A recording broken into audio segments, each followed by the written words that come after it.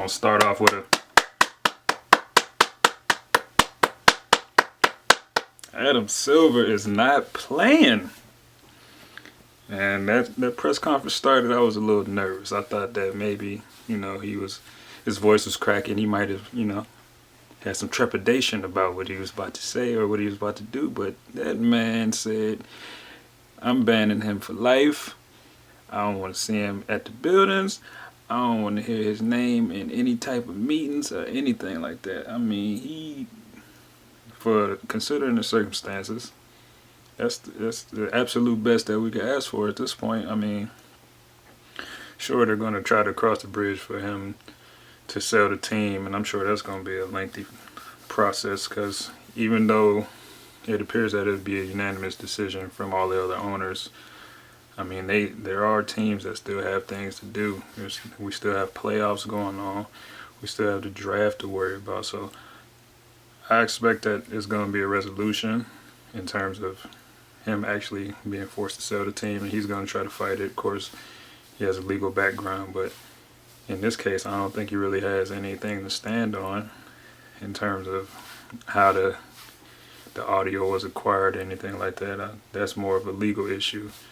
But the NBA has its own rules and regulations, and I'm sure that the commissioner, Adam Silver, the gangster of the month right now, and mind you that this is what, his second month on the job. Could you imagine like having to do that not even 3 months into your job? Like, that's crazy. That dude is gonna be something serious. As long as he don't turn into Roger Goodell and like start overstepping boundaries and things like that, which I don't think he's gonna do, then I think he just proved that he might be a good commissioner for the next 20 years or so. So that's a good thing. And besides that, I don't want to see anybody else making these response videos about Donald Sterling or talking about Adam Silver and how he should have forced them to sell the team now and things like that. Like, it was a lot of videos, and people were just looking bad. Like, you got people disparaging Donald Sterling, but the whole video they're using the N-word and just calling him all kind of names and just like not even really critically thinking about what just happened or what just occurred. I mean, of course, you don't want somebody like him in that kind of position to where he can affect people's earnings and things like that, but that's pretty much going to be wherever you go. As somebody at a high level, usually they had to step on somebody to get where they are. So the fact that he's going to have to sell the team now, potentially, which I think he will, like I said before, that's not going to have any bearings on his future views. I mean, the man is, 81 years old? So I don't think he's really going to learn anything from this. It's just going to be a lost investment opportunity. Like, that's pretty much all he's going to see it as. Hopefully that this will have effects in the future as far as you can see what happens as a consequence of your words, even if you're in private, you know what I'm saying? Make sure you're aware of the company you keep. Rule number 1. Also, this could also have an unintended consequence of people better cloaking their latent racism or their latent homophobia or whatever the case may be.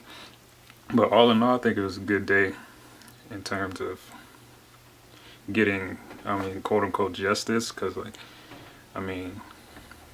nothing's gonna, like I said, change his views or nothing. There's not gonna be any restitution on his part. And in terms of people boycotting the games and stuff, that's fine, but you got to think of other people, the people who work for the Staples Center and things like that. Like, they still have families to feed and everything. So I don't think boycotting the game is a good idea.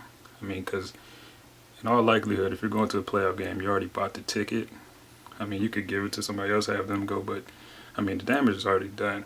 So he might make money off you being there in some shape or form, but also there are people that are working there that are also trying to support their family. So I think that you could go still support the game, you know what I'm saying? Show your form of protest, wear a black t-shirt, whatever the case may be. But other than that, the damage is already done.